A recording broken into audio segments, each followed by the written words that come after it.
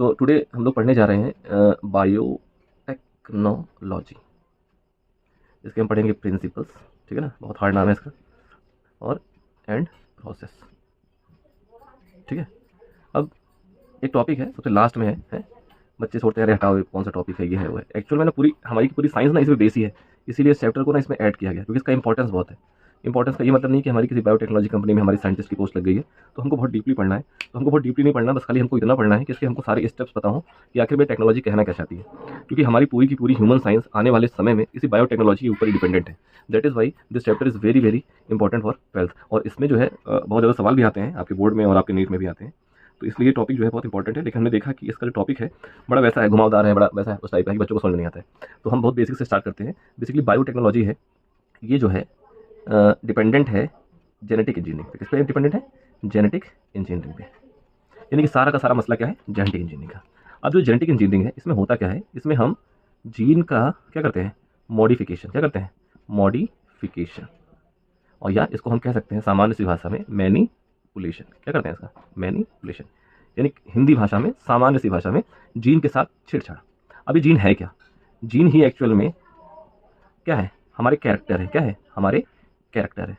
अगर हम इस जीन से छेड़छाड़ करेंगे तो हमारे कैरेक्टर क्या होंगे? डिस्टर्ब होंगे। या तो अच्छे हो जाएंगे, या तो खराब हो जाएंगे, या तो बहुत अच्छे हो जाएंगे। तो बेसिकली जीन में छेड़छाड़ करके हमारे कैरेक्टर को क्या करना है? वेल करना है, मतलब बढ़िया करना है कि हमारे कैरेक्टर क्या हो जाए? बढ़िया हो जाए। हमारे का मतलब वो चाहे ह्यूमन से रिलेटेड हो, चाहे एनिमल से रिलेटेड हो, चाहे बैक्टीरिया से रिलेटेड हो। अब बोलोगे बैक्टीरिया से कैसे रिलेटेड? मान लीजिए सीवेज प्लांट है, अगर सीवेज प्लांट में हम अगर अच्छे बैक्टीरिया डाल दें जो बहुत जल्दी से क्या कर दें? डाइजेस्ट कर दें सीवर का, तो क्या हो जाएगा? वो हमारा है। यानी कुल मिला के हमारी पूरी की पूरी टेक्नोलॉजी है कि हमारे पूरे के पूरे नेचर सिस्टम को अच्छा करना। अगर कहीं कोई प्रॉब्लम है, किसी का जीन डिफेक्टेड है, तो उसको भी हम सही कर सकते हैं। तो बेसिकली इसी के बारे में हमको इस पूरे के पूरे चैप्टर में पढ़ना है, ठीक है। इसलिए बहुत ज़्यादा हमको कंफ्यूज नहीं होना है, बस खाली कुछ नॉर्मल सी बातें हैं। जैसे कि जेनेटिक इंजीनियरिंग है, तो हम जेनेटिक इंजीनियरिंग जो पढ़ते हैं उस ब्रांच को हम बोलते हैं क्या बोलते हैं उसको? यूफेनिक्स। क्या बोलते हैं? यूफेनिक्स, ठीक है ना। इसी से मिलते जुलते थोड़े से एक सिनोनिम्स है, इसको भी देख लेते हैं। एक होता है यूजेनिक्स। तो यूफेनिक्स में तो बेसिकली हम पढ़ते हैं जेनेटिक इंजीनियरिंग को, और यूजेनिक्स में हम पढ़ते हैं कि ऐसी जेनेटिक इंजीनियरिंग जिसमें ह्यूमन की रेस मतलब कि उनकी प्रजाति को हम क्या कर सके? मॉडिफाई कर सके। क्या कर सके? मॉडिफाई कर सके जीन के बेस पे, ठीक। तो हम यूजेनिक्स पढ़ेंगे। एक और होती है यूथेनिक्स। एक होती है यूथेनिक्स में, इसमें भी हम ह्यूमन रेस के मॉडिफिकेशन को हम क्या करते हैं? इंक्रीज करते हैं। बट इसके लिए फैक्टर है, जैसे एजुकेशनल फैक्टर कर दें उनको, ह्यूमन को, जो जितने भी मानव हैं उनको उनकी एजुकेशन बढ़िया कर दें, उनको हम पॉल्यूटेड फ्री कंट्री में कर दें, मतलब पॉल्यूटेड फ्री एनवायरनमेंट में कर दें। मतलब ऐसे बहुत सारे फैक्टर हैं। इन सारे फैक्टर पे इस पर भी बहुत ज़्यादा हम लोग डीप में नहीं जाते हैं, लेकिन एक क्वेश्चन आते हैं नीट में, बोर्ड में, इसलिए इसको हमने समराइज कर लिया। अब देखिए बायोटेक्नोलॉजी में है क्या, असल में होता क्या है। जैसे बताया मैंने कि इस बायोटेक्नोलॉजी में हो ये रहा है कि वो जीन के साथ छेड़छाड़ कर रहे हैं। क्या कर रहे हैं? जीन के साथ छेड़छाड़। अब सबसे पहले हमको समझना है कि ये जीन क्या है, ठीक। दूसरा चीज़, छेड़छाड़ कर कैसे रहे हैं और करना क्या चाहते हैं? कुछ नहीं समझ में आ रहा, लेकिन करना चाहते क्या उसको हमको समझना है। तो हमको करना है सबसे पहले जीन क्या है? हमारा डीएनए। जैसे मान लीजिए ये ह्यूमन है, आपको पता है कि ह्यूमन के पैनक्रियाज में एक बीटा सेल है। एक क्या है? Beta cell. इस बीटा सेल का जो डीएनए है, इस बीटा सेल के डीएनए के क्रोमोसोम में 11 जो नंबर है, उस 11 नंबर के क्रोमोसोम पे एक पर्टिकुलर मैसेज लिखा हुआ है। थोड़ा सा खराब डीएनए बन गया। इतना खराब डीएनए तो खैर हम लोग का नहीं होगा, ऐसे बनाते हैं।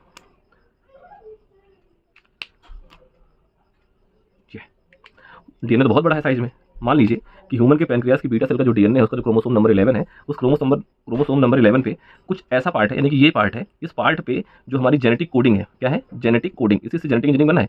ये क्या है? हमारी जेनेटिक कोडिंग। आपको पता है कि जेनेटिक कोडिंग कैसी है? ए के साथ किसकी है? टी की। जी के साथ किसकी है? सी की। फिर जी के साथ किसकी है? सी की। या सी के साथ जी की, या टी के साथ ए की। जो भी कोडिंग है, व्हाट्सएवर। आपको ये भी पता है कि 3 कोड एक अमीनो एसिड का फॉर्मेशन करते हैं। अगला 3 जो होगा वो एक का फॉर्मेशन करेगा, ठीक।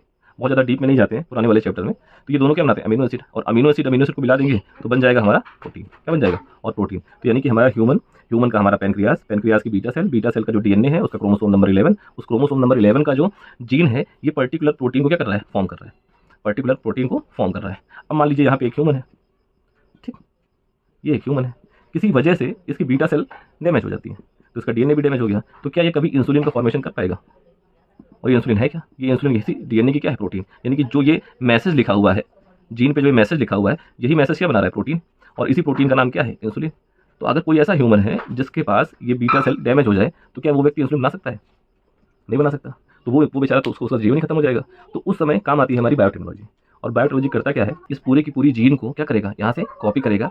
और कॉपी करने के बाद एक्चुअली होता क्या है, देखो पहले मेरी बात सुनो। पहली चीज़ तो ये है कि जब ये इंसुलिन बना नहीं पाएगा तो पहला प्रॉब्लम ये है कि इंसुलिन बनेगा कहाँ। इंसुलिन किसी लैब में ही तो बनेगा। अब पहली चीज़, इंसुलिन को हम लैब में बना ही नहीं सकते। अगर हम सोचे कि इसका केमिकल पढ़ लें, इसका फॉर्मूला पढ़ लें और हम केमिस्ट्री की मदद से इंसुलिन बना लें तो असंभव है। इस दुनिया में इंसान आज तक एक प्रोटीन को नहीं बना पाया, ठीक है ना। हम प्रोटीन को कॉपी कर सकते हैं। कैसे कॉपी कर सकते हैं, वही मैं आपको बताने की कोशिश कर रहा हूँ। देखिए करते क्या है, करते क्या है, देखिए अब ये है हमारा ह्यूमन, ये है हमारा ह्यूमन, एक हेल्दी ह्यूमन है। ये हमारा एक हेल्दी ह्यूमन है। इसका जो बीटा सेल था, इसका क्या था, बीटा सेल। इस बीटा सेल का जो डीएनए था, उस डीएनए का जो क्रोमोसोम नंबर था, क्रोमोसोम नंबर 11, उसमें जो जीन था, वो जो जीन था वो कैसा जीन था, वो इंसुलिन का जीन था। कैसा था, इंसुलिन का जीन था। तो हमने क्या किया, इस इंसुलिन के जीन को क्या किया, कॉपी कर लिया। यानी कि ये जीन को हमने क्या कर लिया, कॉपी कर लिया। यहाँ से लेके यहाँ तक की जो लेंथ है, वो इसका नाम क्या है, इंसुलिन जीन। क्या है इसका नाम, इंसुलिन जीन। अब इसको बायोटेक्नोलॉजी की भाषा में बोलेंगे हम पैसेंजर जीन। क्या बोलेंगे, पैसेंजर जीन। या हम बोल सकते हैं इसको एलियन जीन, अलग अलग भाषा है। या इसको बोल सकते हैं हम फॉरेन, FOREG, अगर स्पेलिंग गलत होगी तो IGN है ना, फॉरेन जीन, ठीक है ना। इस नामों से हम जान सकते हैं, ठीक। अब करेंगे क्या, हम कुछ नहीं करेंगे। हमने क्या किया, अब हमको ये पता है कि इंसुलिन को हम नहीं बना सकते, कोई ना कोई सेल बना सकती है। तो अब हमने क्या किया, हमने एक बैक्टीरिया लिया। हमने क्या लिया, एक बैक्टीरिया लिया। हमने एक बैक्टीरिया लिया। इस बैक्टीरिया को हमने नाम दे दिया होस्ट ऑर्गेनिज्म। क्या नाम दे दिया इसका, होस्ट ऑर्गेनिज्म, ठीक। अब देखिए थोड़ा सा, इसलिए देखिए ये एकदम लास्ट टॉपिक है, इसलिए आपकी बायोलॉजी जब तक अच्छी नहीं होगी तब तक आप समझ नहीं पाओगे। ये बैक्टीरिया है। आपको पता है कि बैक्टीरिया में जो डीएनए का पार्ट होता है, एक तो न्यूक्लियाइड होता है और एक पार्ट होता है जिसको हम बोलते हैं प्लाज्मिड। क्या बोलते हैं, प्लाज्मिड। क्या बोलते हैं, प्लाज्मिड। अब इस प्लाज्मिड की खास बात है, प्लाज्मिड की खास बात यह है कि ये कैसा होता है, एक्स्ट्रा क्रोमोसोमल। कैसा होता है, यानी कि एक्स्ट्रा, यानी कि इसका यहाँ पर भी डीएनए है और ये भी डीएनए है, मगर ये डीएनए कैसा है, एक्स्ट्रा क्रोमोसोमल। यानी कि हमको इसके न्यूक्लियाइड से हमें कोई मतलब नहीं है। कैसा है, एक्स्ट्रा क्रोमोसोमल है। दूसरा कैसा है कि डबल स्टैंडर्ड है। कैसा है, डबल स्टैंडर्ड डीएनए है। क्योंकि इंसुलिन का डीएनए कैसा था, डबल स्टैंडर्ड डीएनए था। यहाँ का कैसा है, डबल स्टैंडर्ड। अगर डबल स्टैंडर्ड नहीं होगा तो काम नहीं होगा, बता रहा हूँ कैसे। दूसरी चीज़ ये जो है ऑटोनॉमिक। क्या है, ऑटोनॉमिक। ये रेप्लिकेशन कर सकता है। रेप्लिकेशन का मतलब कि बिना इस न्यूक्लियाइड की मदद से, जब ये बैक्टीरिया जब दो भागों में बटेगा तो ये न्यूक्लियाइड अपने आप क्या होगा, सॉरी प्लाज्मिड क्या होगा, अपने आप क्या हो जाएगा, रेप्लिकेट हो जाएगा। इसका न्यूक्लियाइड भी रेप्लिकेट होगा। मतलब कहने का मतलब है कि प्लाज्मिड को कोई आवश्यकता नहीं है कि मतलब न्यूक्लियाइड से पूछ के रेप्लिकेट हो। जब भी सेल रेप्लिकेट होगी तो जो प्लाज्मिड है अपने आप क्या हो जाएगा, रेप्लिकेट हो जाएगा, ठीक। अब हम करेंगे क्या, हम इस प्लाज्मिड को बाहर निकाल लेंगे। हम इस प्लाज्मिड को कर लेंगे, बाहर निकाल लेंगे, ठीक। अब बाहर निकालने के बाद हम करेंगे क्या, हम कुछ नहीं करेंगे। हम इसको यहाँ से क्या कर देंगे, कट। क्या कर देंगे, कट। कट करने के बाद हम इतना डीएनए यहाँ से गायब कर देंगे और जो ये वाला डीएनए था इसको हम यहाँ पे जोड़ देंगे, समझा। और ये डीएनए जब यहाँ पे जुड़ जाएगा तो हम इस पूरे के पूरी चीज़ को हम बोलेंगे, क्या बोलेंगे, RDNA। आर का मतलब क्या हुआ, रिकॉम्बिनेंट। क्या नाम हुआ इसका, रिकॉम्बिनेंट। उसके बाद क्या करेंगे, उसके बाद अब हम यहाँ से निकाला हमने, इसको फिर से इसमें क्या कर दिया, इंसर्ट कर दिया। अब जब ये रिप्लिकेट करेगा दोबारा बैक्टीरिया तो क्या होगा, इसका तो ये न्यूक्लियाइड था, अब इसका जो प्लाज्मिड रहेगा वो कैसा हो जाएगा, ऐसा, ठीक। क्योंकि इसमें क्या जुड़ गया है, इंसुलिन का जो जीन है वो जुड़ गया है। अब ये बैक्टीरिया ऑटोमेटिक क्या करेगा, ये इंसुलिन को बनाना स्टार्ट कर देगा और इसी इंसुलिन को हम क्या कर लेंगे, आइसोलेट कर लेंगे और उस ह्यूमन में डाल देंगे जिस ह्यूमन के पास क्या था, जिसके पास जो है इंसुलिन बन ही नहीं रहा था। तो समझ में आया, एक छोटा सा ये प्रोसेस है, ठीक है। अब इसको और भी डिटेल में मैं आगे वाली क्लास में आपको बताऊंगा, सिर्फ समझने के लिए था। तो इसीलिए हम बायोटेक्नोलॉजी को एक और नाम से जानते हैं जिसका नाम है, क्या नाम है उसका, रिकॉम्बिनेंट टेक्नोलॉजी। क्या है, रिकॉम्बिनेंट टेक्नोलॉजी। और हम हेल्प किसकी करते हैं, किसकी हेल्प लेते हैं, जेनेटिक इंजीनियरिंग की, ठीक। कोई दिक्कत। अब इसमें हमको एक और चीज़ समझने वाली बात है। अब इसके लिए हमको 3 चीज़ें पता लग गई। पहली चीज़ है हमारे पास पैसेंजर क्या होना चाहिए, DNA।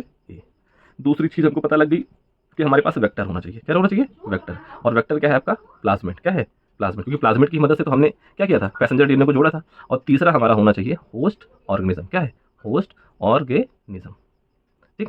अब ये वेक्टर जो है, यानी कि जो प्लाज्मिड है, ठीक है ना, तो प्लाज्मिड जो वेक्टर है, ये वेक्टर एक अलग नाम है। प्लाज्मिड बेसिकली किसका है, बैक्टीरिया का। किसका है, बैक्टीरिया का।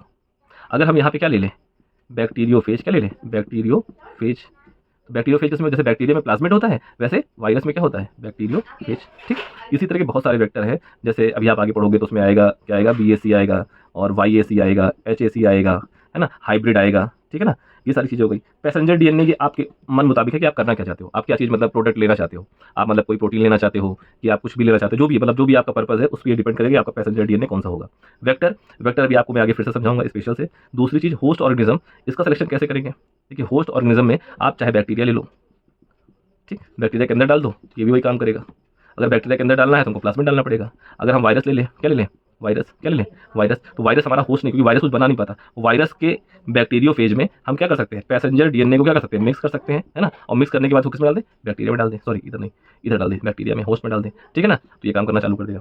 तो इस तरह काफ़ी चीज़ें हमको समझनी है, ठीक है ना। यही सारे प्रोसेस हैं। तो नेक्स्ट जो हमारा वीडियो होगा, मैं आपको उसमें कुछ स्पेशल जो बायोटेक्नोलॉजी के टूल्स होते हैं, बायोटेक्नोलॉजी के जो टूल्स हैं उनके बारे में हम लोग डिस्कस करेंगे। जैसे सबसे पहला टूल है हमारा वेक्टर, दूसरा हमारा टूल्स है कि कौन कौन से एंजाइम्स हैं, कौन कौन से एंजाइम्स हैं, ठीक।